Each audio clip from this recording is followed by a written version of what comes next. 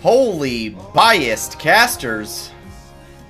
This is Flight Check, Season 5, Episode 7. We're back once again, talking all aspects of FlyQuest and LTA. A disappointing weekend, to say the least. Flight Check will be going on hiatus until mid-April, I believe, now.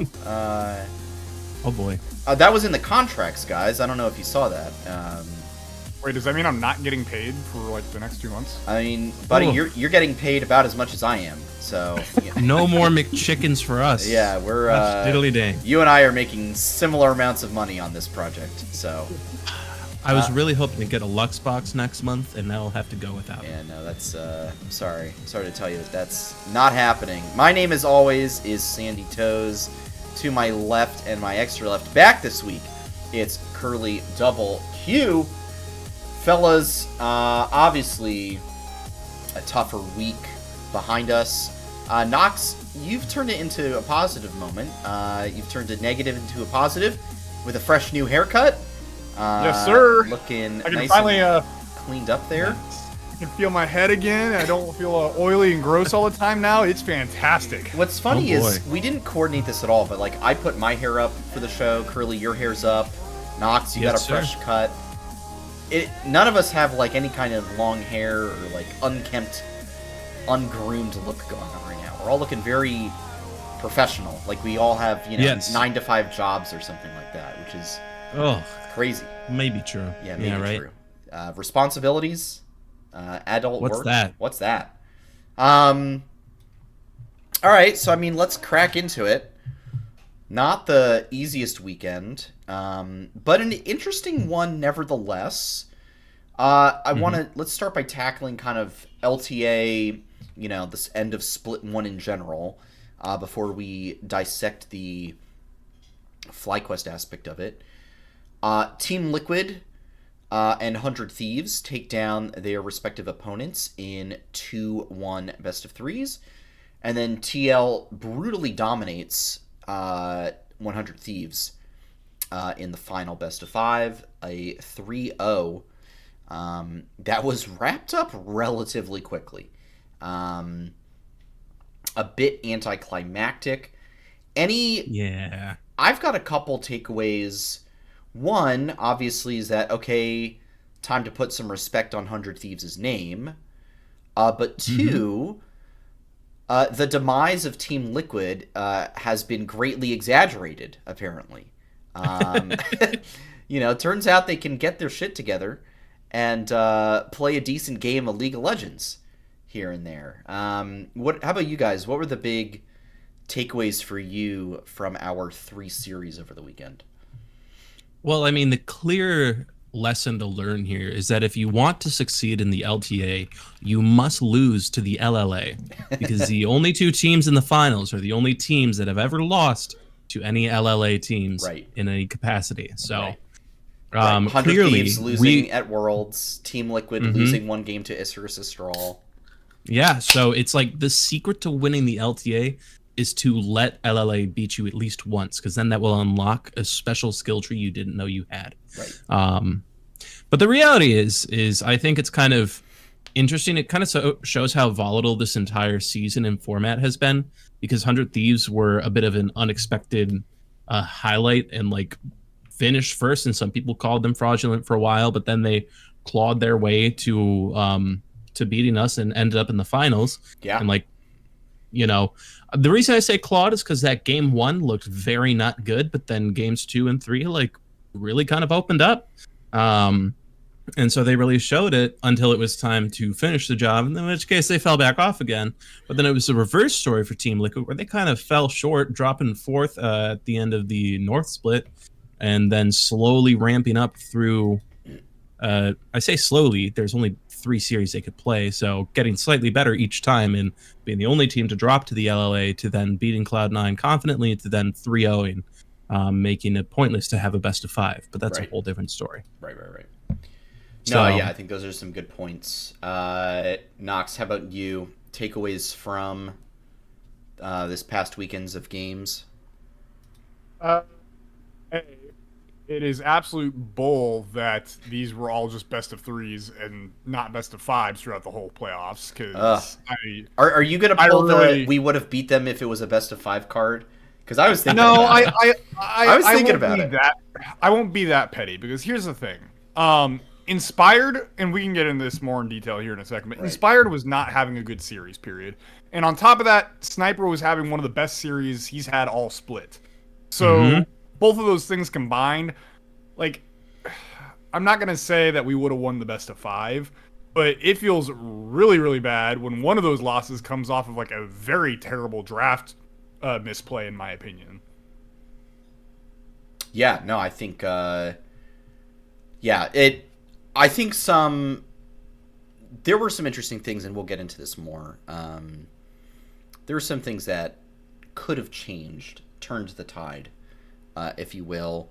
Knox, for you, like, how do you feel about Team Liquid kind of coming back up the ranks after, especially with how Umpty had been performing?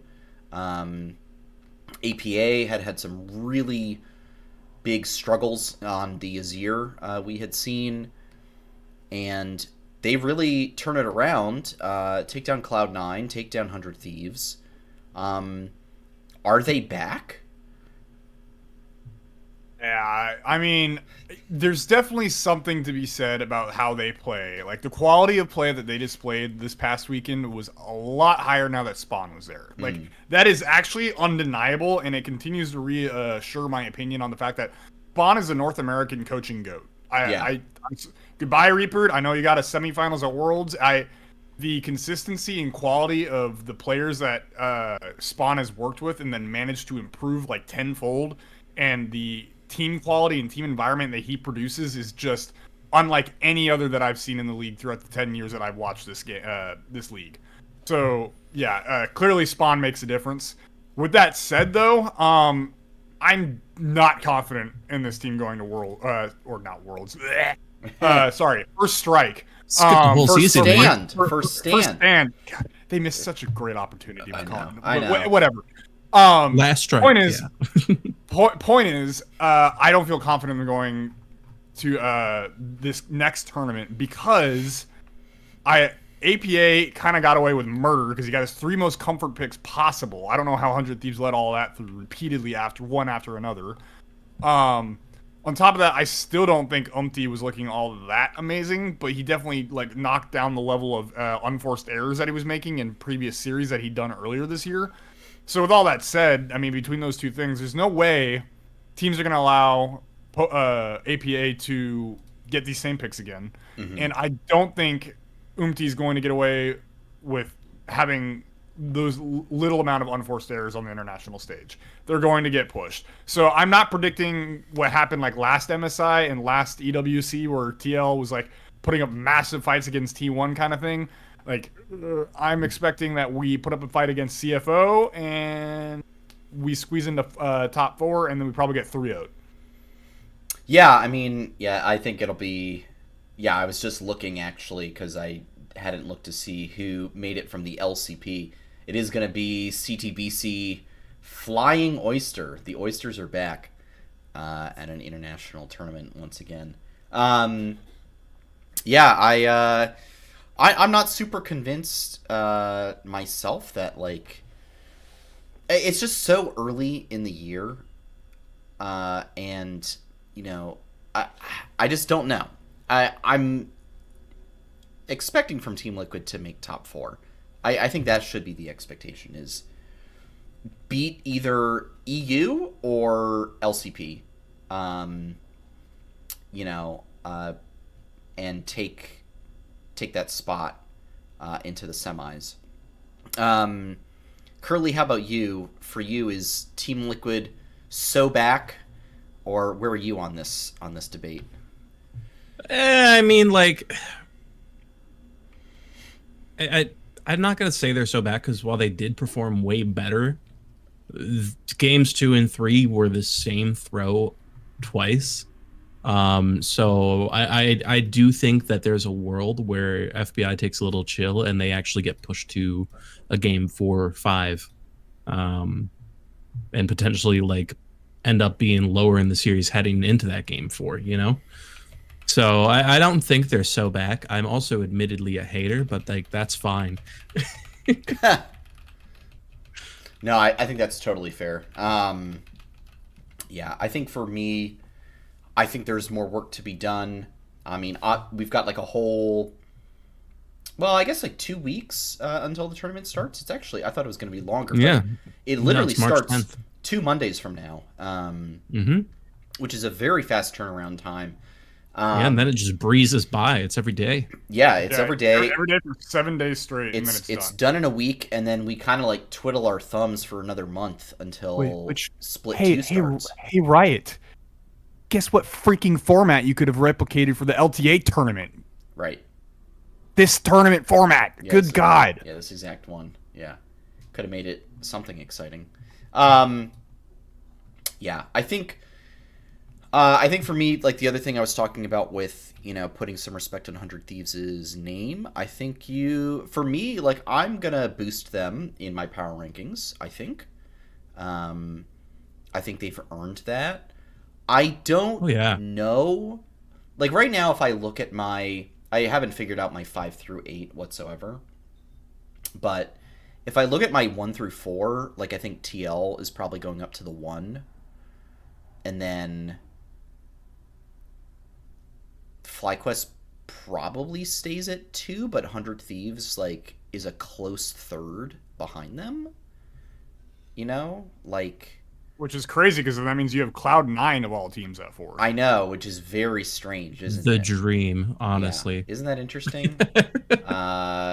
Maybe it's where they deserve to be. I don't know. I think they're just like I think some controversial takes could be had about power rankings.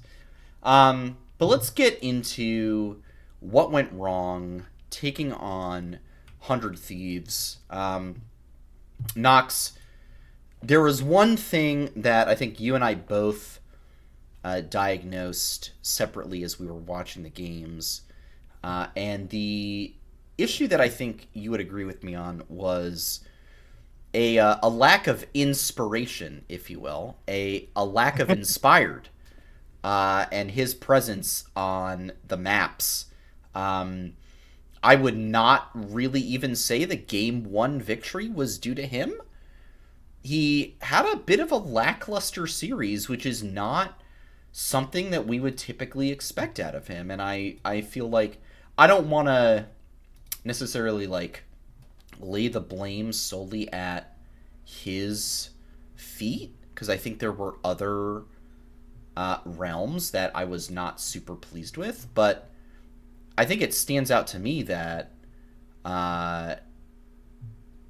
his play was not what we are used to seeing.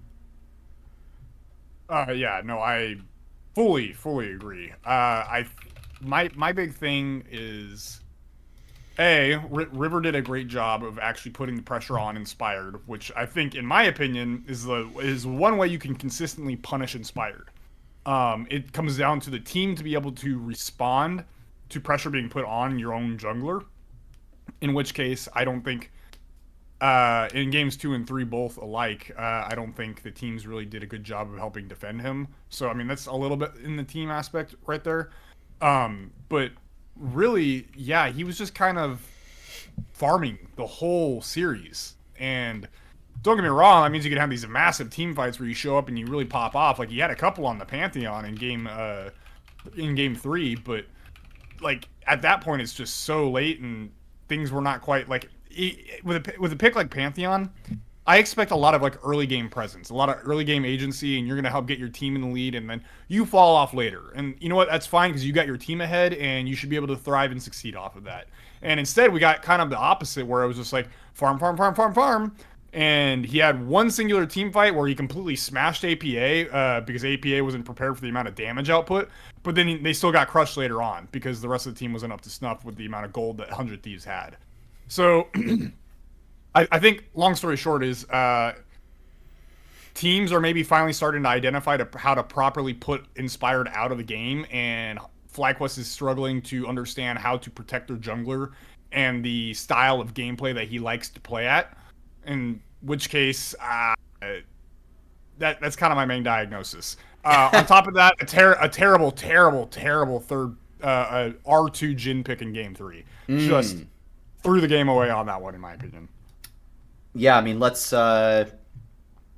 Curly, I want to ask you as well before we dive into draft specifically. I mean, we talked about Inspired. Knox had a couple other points as well. How about for you? What were the big issues for you in this series? Well, I mean, something I've been noticing this split is I think Quad has gotten a target on his back. Teams really like to try to put him out of the game because I think they see how big of a threat he is if he's able to get a good footing.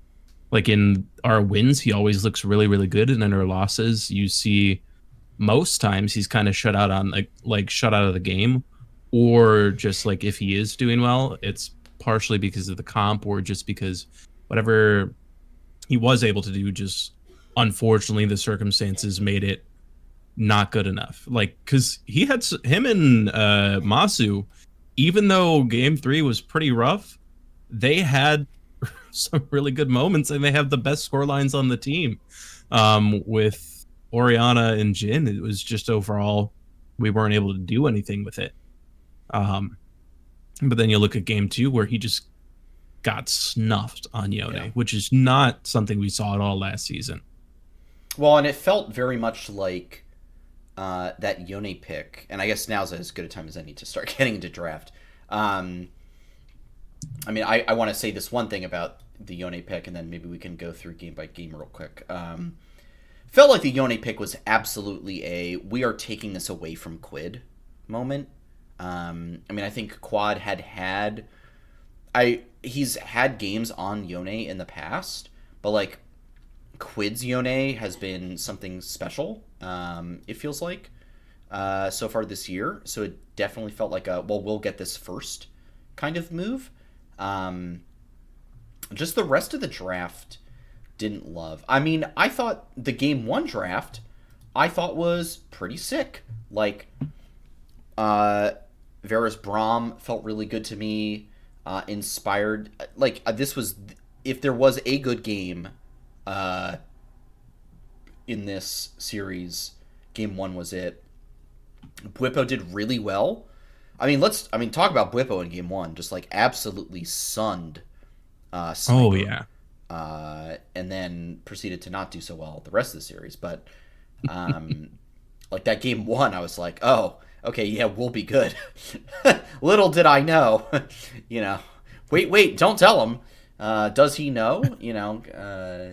Does he know? Does he know? No, he doesn't know. Yeah, but like this felt like a good comp, and then we get into game 2, and it's just kind of like feels very all over the place. Like I'm not the biggest fan of our game 2 comp. It doesn't make much sense to me. Like, okay, so you've got the Scion for like insane late game tank. Masu's supposed to slam the damage. I don't really know what Inspired is supposed to be doing on the Zyra. So I actually, so do neither of you like this game 2 comp? Here's what I don't like. I don't like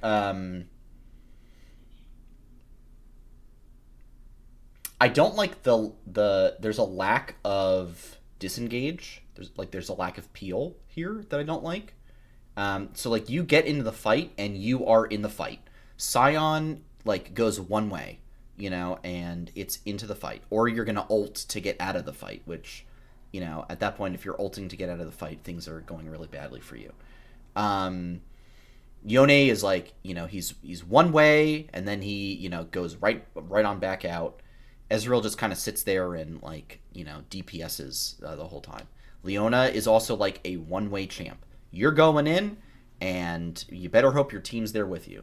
So I didn't love the lack of peel here in this comp, but I mean, I'm open to changing my mind if you've got alternate points. So it's funny that you say that there's a lack of peel, whereas in my opinion, there's a ton of peel coupled with the fact that you have the most mobile AD carry in the game in Ezreal. this you have to look at 100 Thieves comp. This is 4.5 melee, sometimes 5 melee when it's Mega Gnar, right? You have a Zyra with Rylai's that is slowing everyone along with her E that is rooting people in place. You have a Busio Leona that is queuing people, rooting people, stunning people constantly at all times. And then you have a massive, extreme, huge health tank in Scion that is very annoying to try and get around, right? I actually really like this comp for Fly because all you have to do is you just have to kite back. You just have to slowly kite back, and you let Zyra plants like whittle away at them. And then if they actually do manage to get a engage off, you have Busio and Bwipo that should be like sitting there peeling. And even still at that point, you have an Ezreal that should be able to kind of kite backwards with the arcane shift.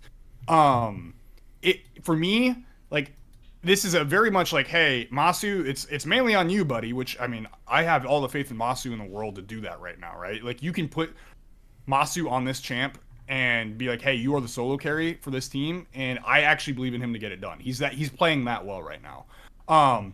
The main struggle, admittedly, is, yes, the Yone. The Yone is just, what are you going to do? But I have to give some credit to 100 Thieves here because it's like, okay, you're picking Yone B1 to take this away from us, then fine, we're going to immediately R1 a Poppy and a Akali, which are two things are extremely huge pains in the butt for Yone to deal with, right? At that point, this kind of becomes a game for Quad where it's just like, just do your best, man. Like, just do what you can. It's an absolute stinker of a game to try and deal with, like Xin Zhao, Akali, Poppy, Gnar, like, it's just a horrible game. And you just like, okay, it's mainly on Inspired and Masu to really do most of the work for the team here. What 100 Thieves did a great job at doing is that they, like, into somewhat, like, if your credit, Sandy, like, there's not a lot of disengage on this FlyQuest comp, right? But it's still extremely difficult to, as a group of 5, just walk into the enemy team. It's extremely hard to do that. And 100 Thieves throughout multiple points in that game actually did manage to do that. And in one critical one, actually had Quid able to get onto Masu and just completely 100 to 0, one-shot him. Done. So the way I described it in our Discord chat when we were talking about it on Saturday was basically, it was like, the team comps absolutely favor FlyQuest, but 100 Thieves can win if they execute at like a 95 percentile and above. And normally you would think because it's 100 Thieves, like, someone's going to mess up. They're not operating at that level. But credit where credit's due. On that particular game, they were operating at a 95% level and above. They played the game extremely well, even though their comp was harder to execute. So, yeah. Long story short, that's all that it is. 100 Thieves had a harder comp, but they actually executed when it mattered. I still prefer FlyQuest here. I mean, something I'm looking at is when it comes to runes and itemization, and then even just some character kits, it's like the advantage I see in 100 Thieves is sustain. They have a lot of sustain in everything they did. Like, you have Asterix on Xin Zhao and Gnar, which is effectively 2 Asterix on Gnar because you get the Mega Gnar. You've got the Riftmaker on Akali, and then, because of Kai'Sa's shield from her ultimate, there's just a lot of good sustain here. Like, I think what they did is they kind of secretly, like, found a way to win the game. It's like, all right, we'll just outlast all that poke, all that, like, CC that's making it hard to engage by being able to get whatever we lost back the second we get there. Yeah, no, I think that's totally fair. Those are good insights. And yeah, I mean, maybe Nox, I was mistaken in saying a lack of peel. Perhaps the right terminology I was looking to use was a lack of disengage. Yeah. I think the Kai'Sa is also a huge killer for us because Kai'Sa is a tank buster. Yeah. So whatever health Bwipo has, who cares? Right. Yeah, I think also, like, yeah, so, I mean, Curly, the point you made earlier about, Quad really got, like, snuffed out in this game. And, I mean, Inspired both in this game and Game 3 was heavily focused on, just really not being allowed to live, to just do his job and farm up. I think for me, like, literally the the only blameless player in the entire series was Masu. He was the only guy who was like consistently doing his job. Like that game 2, he almost brought back single-handedly on the Ezreal. Like there was a moment there where I was like, is he about to 1v4 this?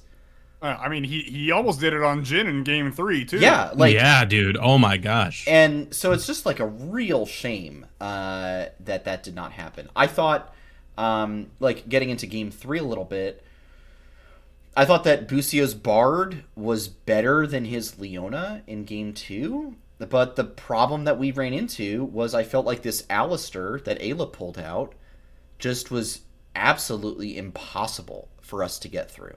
It was such a great pick on their part. I just felt like we did not have the DPS necessary to get through that tank. And it was just such a consistent problem for us in team fights, I felt. I wasn't really annoyed by the Victor or Maokai. FBI had a couple really bad MF ults. Oh yeah, there was the one where like I think 3 of us in the Discord all at the same time were like, that was awful. Yeah, that was like some multiple question mark ping things. But I think the big thing in this game, and Nox, like we talked about it on Saturday, was this Pantheon was invisible. Yeah. Like I forgot he was in the game at times, because like I just kept seeing Bwipo's Garen, and then I would see Quad and Quid, 1v1ing, and then I would see some kind of 2v2 in the bot lane, with River showing up multiple times. Like the Pantheon was just invisible.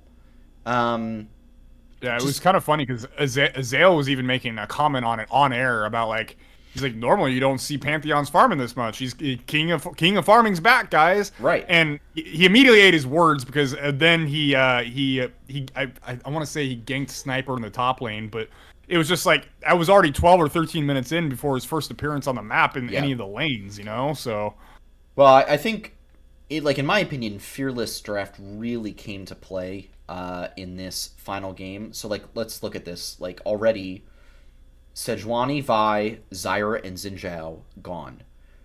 100 Thieves, for their part, banned Ivern, Lilia, and Nocturne. Okay, so you've got 7 junglers gone already. And then we also banned... Now, Jarvan is more of the, river pocket pick and whatnot. But Skarner, also gone. And then Wukong, which, has been played jungle, also being played top, kind of flexy a little bit. I think it's being played top more right now. Not so much a jungler. And then I need to look and see what the actual pick ban order was if they took the Maokai first. Looking. In game 3, they B1 Misfortune, and then the Maokai was B3. Their B4. Yeah. Yeah, B4, B3, and along with next. Because we R1'd the Pantheon. R1, the Pantheon and Jhin, and they immediately was like, okay, hello, say hello to Alistar, basically. Yeah. Like, it was such that felt GG right there on the spot, yeah, man. That felt like a real... And then it felt like we were kind of scrambling in draft to kind of do anything to help out, because then, we took the Orianna, and I'm like, okay, that's not necessarily the most, inspiring pick. No pun intended. And then we take the Bard, and then we round it out with Garen, and it's like, okay, so what is going to get through this Alistar? What is supposed to, absolutely chunk its way through this insane tank health? And then we get into, the actual gameplay, and the Pantheon just was so non-effective. I mean, he was dangerous later on, but, there's only so much Pantheon does later in the game. Well, this felt like a game where we needed to get ahead quickly. Yes, 100%. And he just was unable to do that on this pick. Curly, what could we have done differently here? What's the swap, I mean, obviously, it's hard. like, besides, like, you know, don't pick Pantheon R1, Pantheon Jhin R1 2, and then let them have the Alistair for free. You know, besides that, like, what do we do here? I mean, I don't know. I don't particularly. I'm 50-50 on the Bard, right? Because the Bard did have some really good moments and some really good ults. The Bard also had some detrimental ults that kind of hurt the team. Inspired got killed by one of those ults at one point. Yeah. And so obviously we've beat the Pantheon to death.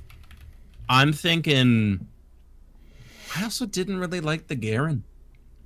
Like, I just don't think it was a good pick. I think when we pulled it out the last time, it was good. I don't think it's something I would want us to rely on, especially in these game 3s. Like, because it feels cheap if you win and terrible if you don't. Well, it's tough because, again, like, Jace Cassante, Sion Nar all gone, and then they banned Urgot. And we banned Mbessa. Which is great. Like, they are helping us by banning Urgot. Right.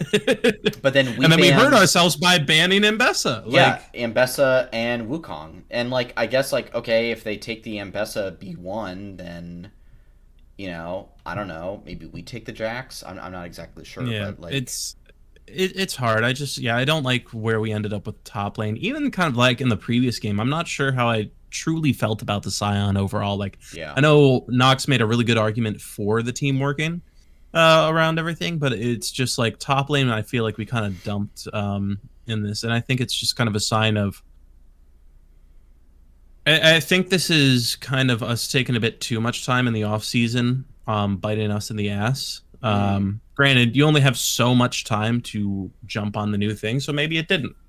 It's hard to say, but wherever we were at in the patches now, I just don't think our approach to it is really it. And there's a lot that we need to figure out by the time spring comes for our drafting, because it's been kind of inconsistent, especially around the top side. Yeah, I mean, you mean split 2, of course, Curly. Split 2. Yeah, the spring split 2. Yeah, spring. Nox, were you gonna say something? I was gonna say I'm gonna double up on the drafting thing. I think the two glaring issues for this tournament in particular were, one, Inspired to not show up on the day, in which case, I mean, that's not good, but it does happen. You can have a bad day, and so until I start to see it consistently happen again, I'm not worried about Inspired. You had one bad day.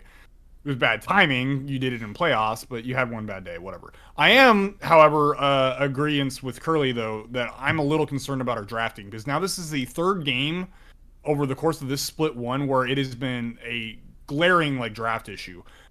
Game 3 of Cloud9, and I guess it's only 2 major games, but it's both been, like, critical moments that have, like, cost us the series. So Game 3 of Cloud9 and Game 3 versus 100 Thieves just now, where it was just a absolute, like, just stomp in the draft phase, because Cloud9 let us have everything we wanted to have, because it was our comfort picks, and they completely just drafted around us. It was a full-on EDG versus SKT 2015 MSI Grand Finals, like, Game 5 scenario. LeBlanc goes through, okay, here's the Evelynn. That was the kind of thing for Cloud9 versus us, right? They let us have the Ivern and everything else, and it was just like, all right, well, here's everything else to counter that. This one was just a complete blunder of Pantheon Jhin, and it's like, okay, well, now here's the Alistar. What are you going to do versus this? And there's nothing you can do. There's nothing. So I'm really looking towards Mithy and Nuke Duck to really shore up their drafting, understanding what they need to do in draft, and continuing from there. I will say it may be a little bit easier here on out because there's no more Fearless. Yeah, it's going to be best of ones, baby. Best of ones, baby. You can pick Garen every game, actually. It's crazy. And even then, when we get to playoffs, though, it's no more Fearless. So the thing is, like, you can draft around the concept of, like, this is what we're aiming for every single game. And, like, obviously you'll tweak here and there as you normally do. But, so I think my real curiosity will be is if FlyQuest looks like they can just completely stomp and destroy in playoffs come split 2 and split 3, I'm not gonna lie, I'm gonna be a little nervous if Fearless gets implemented for the year after, you know? Yeah, no, 100%. That makes sense. Okay, then last question here before we kind of move on to the next topic at hand. And it might be too soon to say, and we might need more information. Are you guys seeing this as a fluke or as a worrying trend? This kind of how this split one went for us, dropping to Cloud9 and then taking down Team Liquid in a best of one, and then dropping to 100 Thieves. Like, our record against LTA North, not that good. We beat Shopify and Dignitas, and then lost to Cloud9 and 100 Thieves in best of threes, and beat TL in a best of one that was kind of meaningless. Mm-hmm. So, fluke, too soon to say, or worrying trend? Too soon. Yeah, I'm always leaning towards worrying trend, at least in the regards to draft. Okay, all right. Well, it's something to keep an eye on for sure. All right, really quick. Oh, sorry. Go ahead, Curly. I cut you off. No. It's like kind of like last year. We flopped a little bit towards the end of spring, and then we came back in summer. So I'm not going to freak out over a month of gameplay. I think that's totally fair. All right. We're going to move on to a quick topic here. We're not going to spend a lot of time on this one. But there was a question that came up post games on Saturday from the 100 Thieves C-suite about some biased casting in the FlyQuest 100 Thieves game. And I watched it live. Nox, I know you watched it live. Curly, I'm not sure if you watched it live, but I know you ended up going back and watching it anyway. And obviously we're saying this as like FlyQuest fans. Here we are on the show, Flight Check, talking about predominantly FlyQuest. I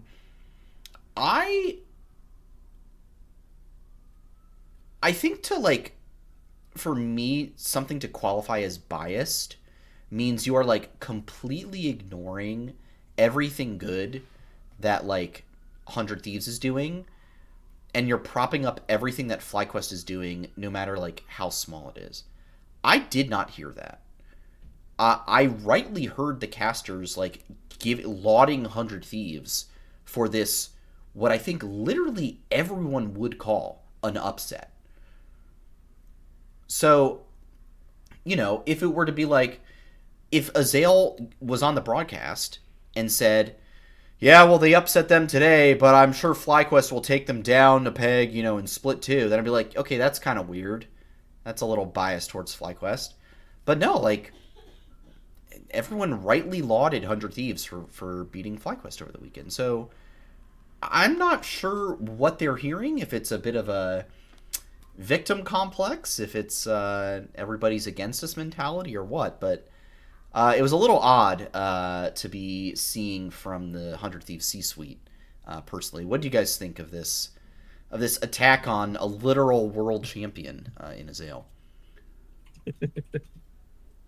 I mean, personally, I was just kind of disappointed in executive social media performance on Saturday, regardless, because both winning teams had some C-suite people not happy with winning, apparently.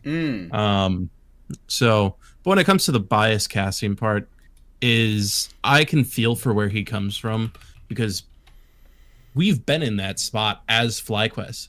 Like in the year where 100 Thieves won their split, and then even after, any good moments we ever had.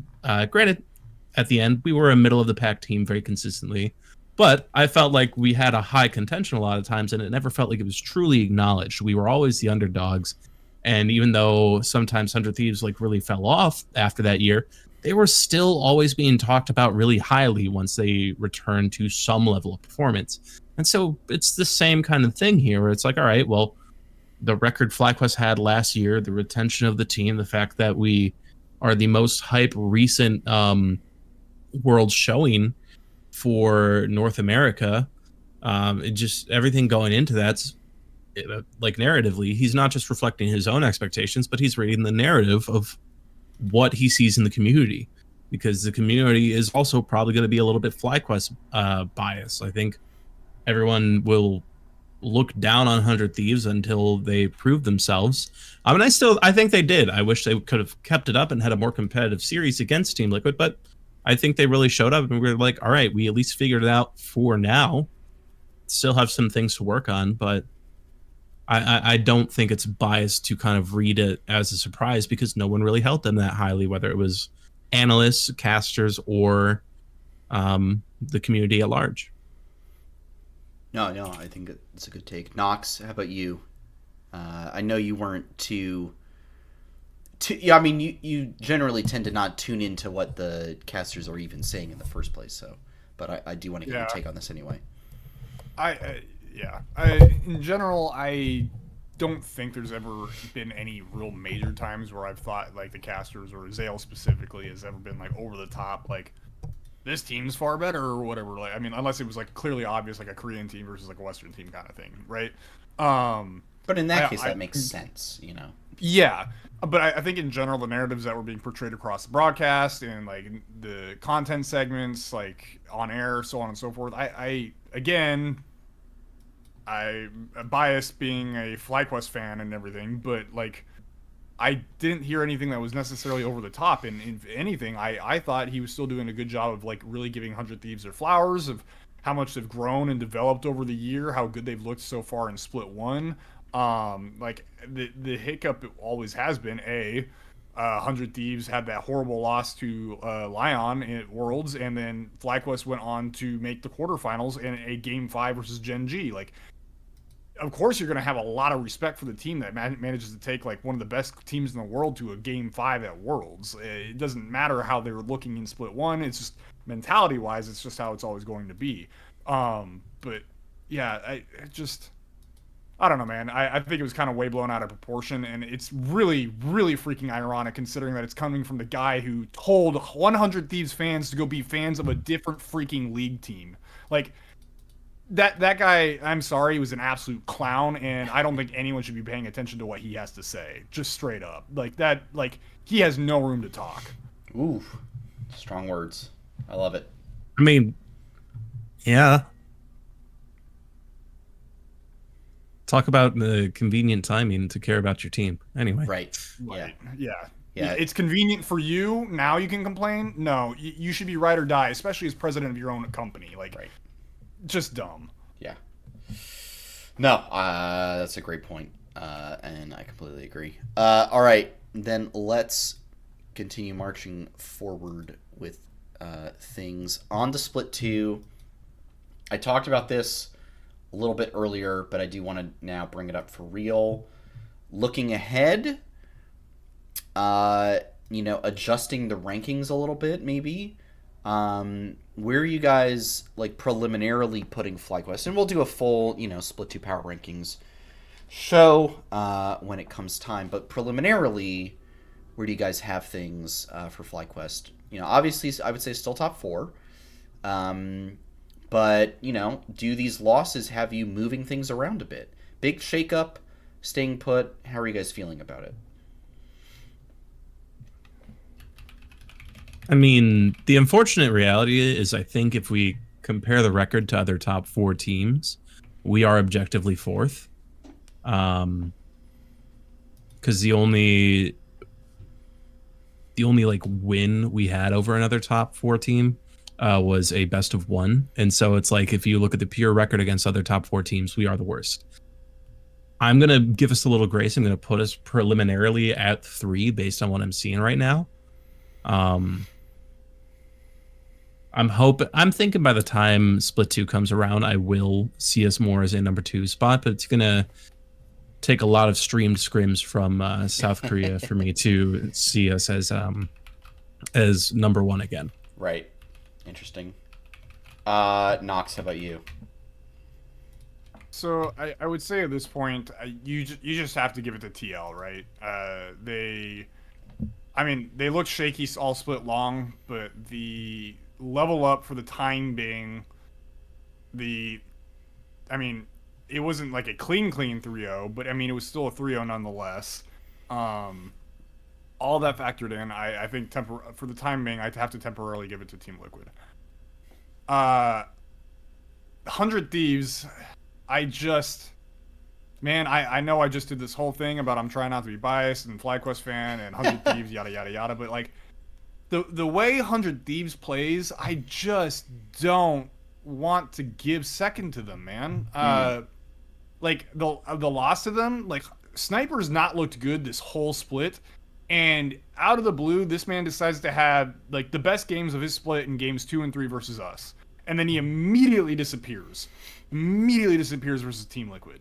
Like, why am I supposed to have faith in your... is a problem for sure. Yeah, like, so, like, why am I supposed to have faith in your team when, like, one of your star players has, like, been gone the whole split, makes an appearance for 2 games versus, I mean, granted at a great time for them, like, very pertinent that they won that series versus us, but then immediately disappears in the finals, you know? Right. Yeah, I don't feel like wanting to give them second for the time being. But also then you have us, I mean, Inspire did not have a good series. Our drafting has consistently been a little suspect. And then you have Cloud9 who's just still trying to, like, get themselves to gel a little bit. So I don't know how to rank 2, 3, and 4, to be completely honest. And I'll probably give you a more proper ranking as we get closer to Split 2, but I don't feel confident going 2, 3, and 4 right now because I have reasons to put anyone and everywhere in those 3 slots. No, and I think it'll be an interesting conversation. You know, we'll see how things shake out as we head towards Split 2, which, you know, that's going to be double-checking now when that's supposed to start. April 5th. So, you know, don't worry, folks. It's an off week. We get 2 weeks of nothing, a straight week of international play, and then 3 more weeks of nothing. So, you know, Flight Check fans, you might be going hungry for a bit because there's going to be not a lot to talk about for a couple weeks, you know, here and there. But we will assuredly make some content for you there. All right. Just hang on tight. All right, final thing. Oh, go, Curly, go. Oh, I was just going to say to spend all that time bullying Riot until they bring back loot boxes and other things like that. Right, yeah, exactly. That's what we really need them to do. Yes, exactly. All right, final thought of the night. Some first thoughts on First Stand. You know, there's a whole there's an ESPN show called First Take. We'll do the first take on First Stand. Only 3 teams qualified so far from this weekend. TL, Flying Oyster, as I said earlier, and also Hanwha Life Esports making an appearance. Zeus, back-to-back world champion, now with Peanut. Zeka, also a world champion with DRX, by the way. Peanut, also a world champion. What am I talking about? And then Viper and Delight on that team. Flying Oyster, Rest and Driver have been the top lanes, and then Junja, Hongq, Doggo coming back, and Kaiwing also coming back to international play as well. China will not be decided until this weekend, same with EMEA. But the teams remaining there in China are JDG and Anyone's Legend, and BLG and Top Esports, some familiar names. And then in LEC, remaining teams are G2, who made it to finals, unsurprisingly, MKOI with Jojo Pyun. So we could see the Jojo, still a chance for Jojo Pyun to take on TL in an international competition. Fnatic and K-Corp as well. I think I'm pretty, like, resigned that, like, TL will lose to Korea and China. You know, where I'm looking for any kind of opportunity is against EMEA and Flying Oyster. You know, it's single round robin, best of 3s. So, like, I don't feel half bad about sneaking in, going, you know, 1-3 in a best of 3s, and you know, making it out in 4th for TL. How about you guys? Like, we talked about this a little bit earlier, but now with a little bit more of that context, obviously more to say. I think I would feel differently if it was like K Corp or M Koi instead of G2, obviously. Even G2, not necessarily like the shining stars that they have been in recent years. So maybe an opportunity there to take a third. Who knows? But yeah, initial thoughts on first stand as the teams start to shake out for that.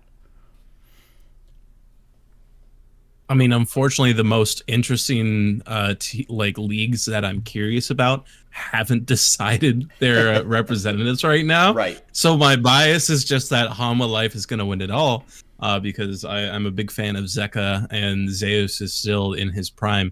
I say that like there was ever any doubt, but like I'm very heavily leaning towards HLE on this.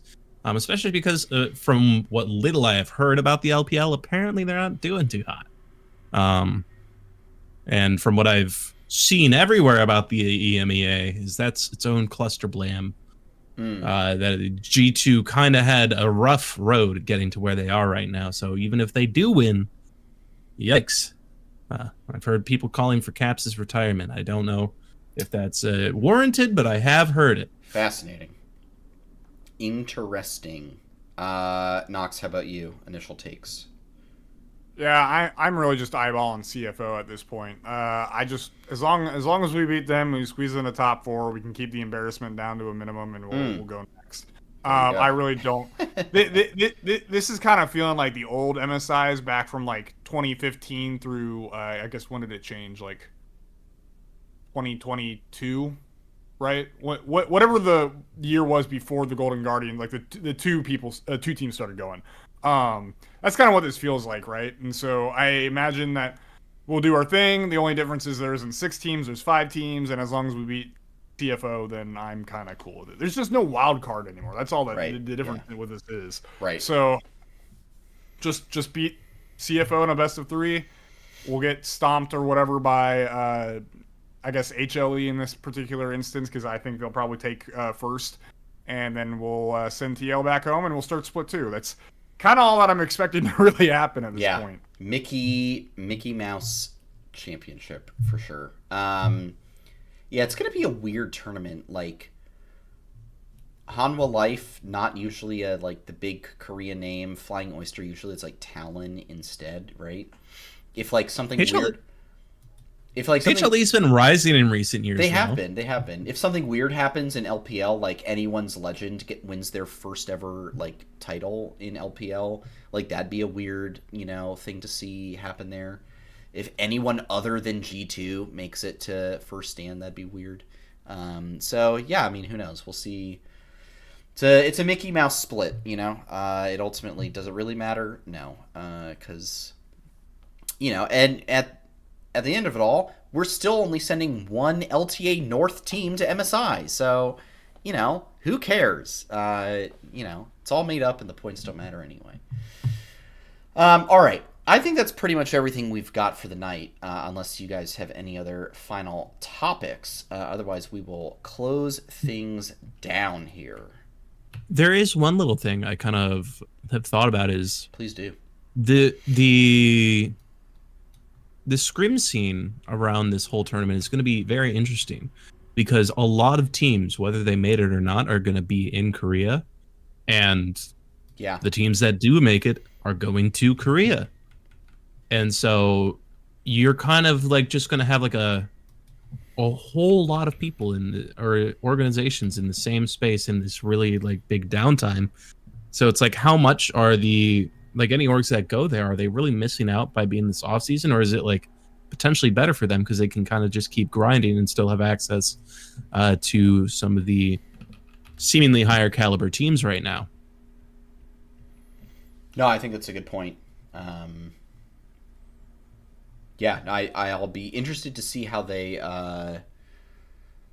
especially FlyQuest, should take huge advantage of this opportunity to stream some of their scrims. I don't know how many other teams will be interested in doing so, especially like if they're playing the Korean teams or whatnot. But I'm sure other teams will be there. Great opportunity maybe to snag some EU teams. I think that'd be cool. Yeah, I'd love to see that. Well, I'm pretty sure DSG is going there too, and I think DSG's already there. Yeah, yeah. I think it's a great content opportunity. Mm-hmm. I have to issue a correction. Earlier I said that Peanut won Worlds. He sadly has not. He's never won Worlds. He's been he a has finalist. won Worlds in your heart. Yeah. Finalist at Worlds 2017. Where they got 3-0'd by Samsung Galaxy. That was the Huni SKT that year. After he left, and after he left Immortals to go back to Korea. An unfortunate misspeak on my part. All right, I think that'll be all for us tonight. Thank you everyone for tuning into another episode of Flight Check. No games this week. And then no games next weekend either, because games don't start again until March 10th. Great schedule, Riot. Really keeping the momentum going all year long. Go ahead and follow us on Twitter. I'm sure something will come up, and I'll angry tweet on the account like I did over the weekend, and Curly got mad at me. I was like, maybe don't do that. I was popping off a little bit.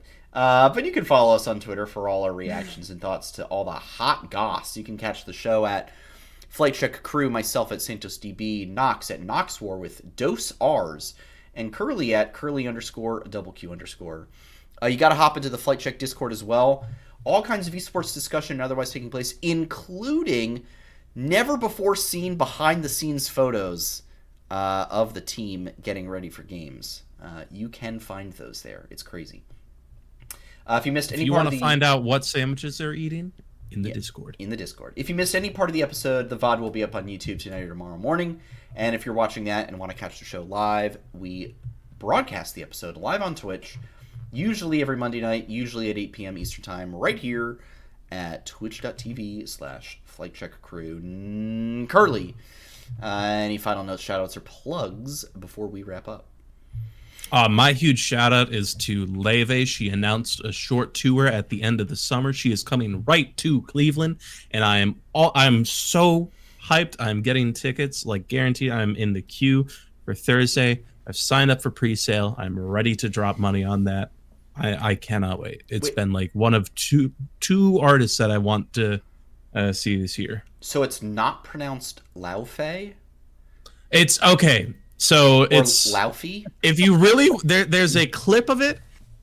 There's a clip when she was on the Graham Norton show that if you really want to try to say it in proper Icelandic, you can.